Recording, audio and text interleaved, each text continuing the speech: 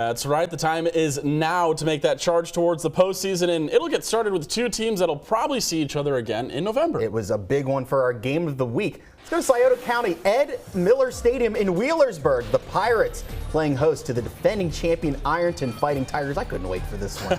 Opening drive for the Pirates. Braylon Rucker on the play action rolls to his right. Can't find anyone. Ryan rolls to his left. Finds a wide open Elijah Brown. He makes a man miss and uses his speed down the sideline. He is down at the 15. Wheelersburg set up nicely. He would hit pay dirt. They call him Elijah Touchdown Brown.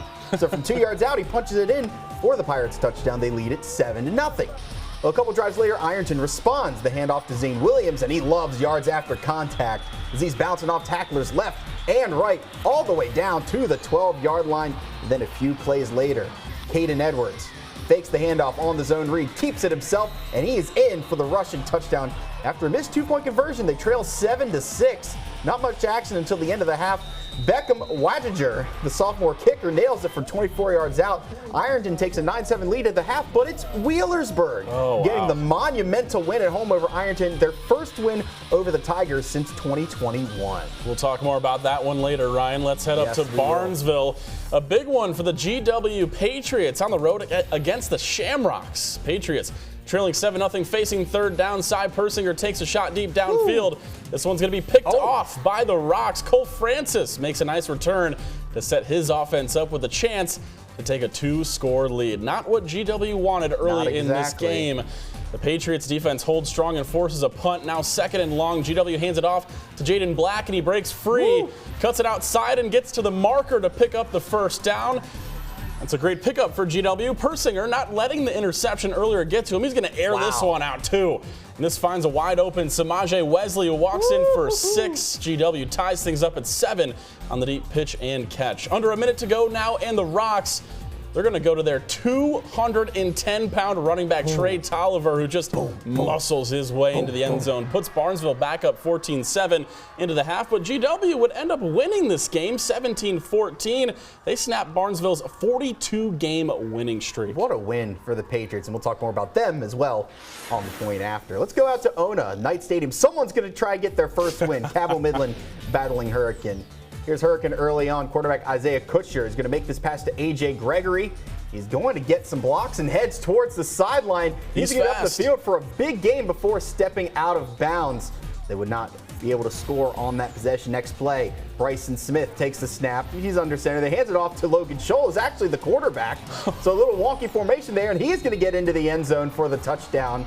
As Cabell Midland, the students are getting excited. They might be able to feel that first win of the season. I'd be feeling it too. Yeah, here's Hurricane on offense again. Isaiah Kutcher is going to take it himself, and he's going to get in for the score, but that's the only Hurricane highlight really of the night. Cabell Midland gets their first win of the year. They take down Hurricane 62-7 at home. I still believe in Hurricane. They can do it. All right, over to Underwood Field. The Nitro Wildcats playing their first home game this year against Ripley. I was there today. It was electric.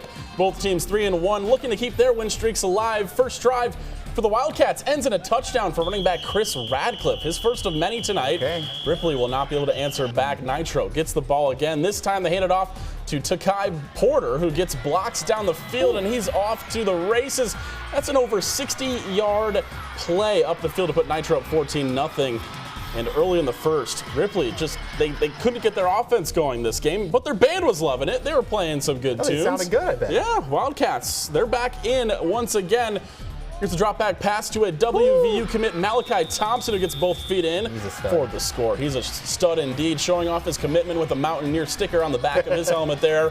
This game was all Nitro. Another handoff after that to Chris Radcliffe would end this one early. Nitro takes down Ripley 48-6. Their record is now 4-1. Only loss, a 1-point loss to Hoover. Let's head to Laidley Field, a big rivalry. Capital Cougars looking for another win against South Charleston. Here's David Robinson Jr., and he is just one of the best running backs in the state. Nice move there, and he's going to cut across the field 40 yards for the score as Capital takes the lead. Well, South Charleston's Malachi Hall is going to punt this ball here. It's going to be picked up by Damian Johnson, and well, they just cannot bring him down. He's going to follow his blocker. He wasn't really touched. Wow. It was a nice return all the way for the touchdown.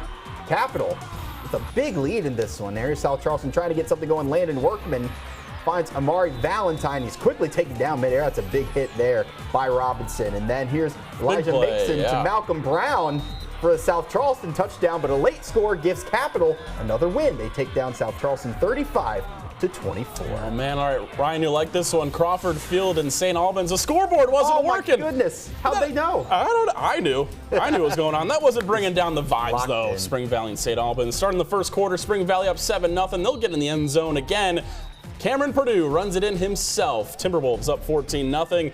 St. Albans would actually respond on the kickoff the very next play. The returner makes 3 guys miss quickly there. Gets a couple of blocks and he was off to the races. St. Albans scores and makes the game competitive. That's a splash play they've been looking for all year long. Get this though, they couldn't get the PAT though. So it's 14-6 Spring Valley, but St. Albans are in the game. Timberwolves would keep their foot on the gas though. St. Albans crowd was loving that play. Another handoff to Cameron Purdue for another touchdown on his stat sheet. 21-6 Spring Valley Timberwolves. They were feeling it tonight too. I said, a kid came up to me and said, "Hey cameraman, I'm doing the Dexter Lawrence dance." That's right. Spring Valley, their defense would do a great job tonight, picking it off there. Timberwolves would go on to win 49-12. Let's go up to Mason County. The Herbert Hoover Huskies on the road, taking on the Black Knights of Point Pleasant up at Ohio Valley Bank Field. Black Knights' first possession for Point, and you might want to watch this again, put it in slow-mo. It's going to be intercepted by Aiden Hernandez. To close it out, it hits the ground before going in his hands, though. First drive for Herbert Hoover, long pass, junior Lance Williams for the touchdown. That was a theme throughout the night. Pass, catch, touchdown. The Huskies are making it look easy. Here's the Black Knights a little later on, getting on a run, long pass. Caden Hill finds his man Braxton Bauer. Beautiful sunset. Puts them in the red zone, but that's where their luck runs out. Hill looking for an open man. He thinks he has one in the end zone. But Blake Fisher making plays. He's making plays on offense and defense for Herbert Hoover this year. That's a nice play, and he's going to take it from the end zone all the way to midfield, and that is the night Point Pleasant was having. Hoover keeps rolling. They win it 46-7 over Point Pleasant. Look at that scenery, at least, after that blowout. Down in Boone County, the Sherman Tide at home taking on the Wayne Pioneers. Sherman looking to get to 4-1 tonight and look promising into the second half. First drive for Sherman. Quarterback Elijah Pauly looks to his right, scrambles out of pressure to throw one downfield to Trey Lester, catching it in the end zone for the touchdown. Tied up 7-0. Next drive for the Tide. Pauly is in the pocket looking for an open receiver. He finds Lester again over the middle, beats all the defenders. Oh my goodness. He goes untouched into the end zone.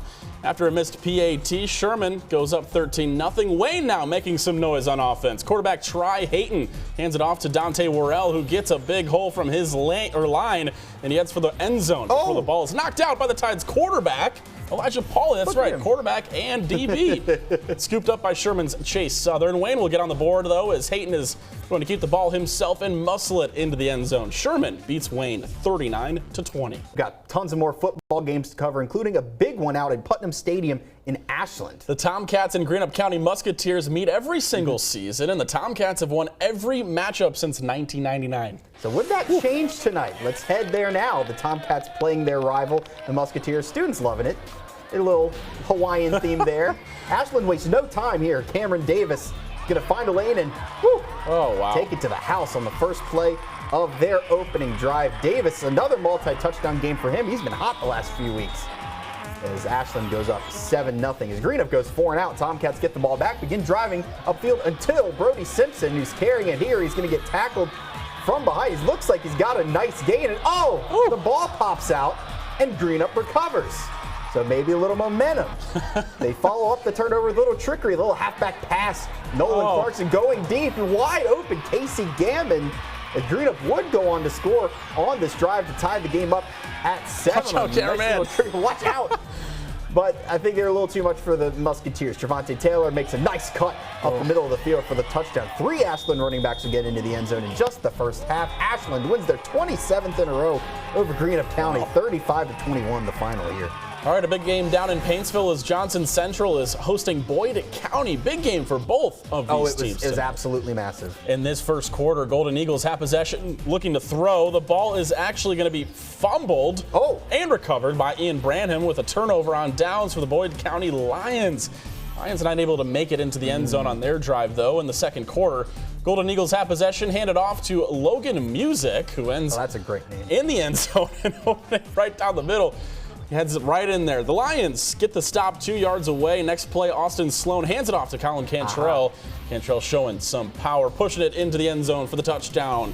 Golden Eagles lead 7-0. A lot of pushing back and forth in this game, but the Golden Eagles take the W, 21-14. They're still undefeated as well. Let's head up to Portsmouth. The undefeated Notre Dame Titans taking on South Gallia up at Spartan Municipal Stadium. First play of the game. South Gallia kicks off to Luke Cassidy.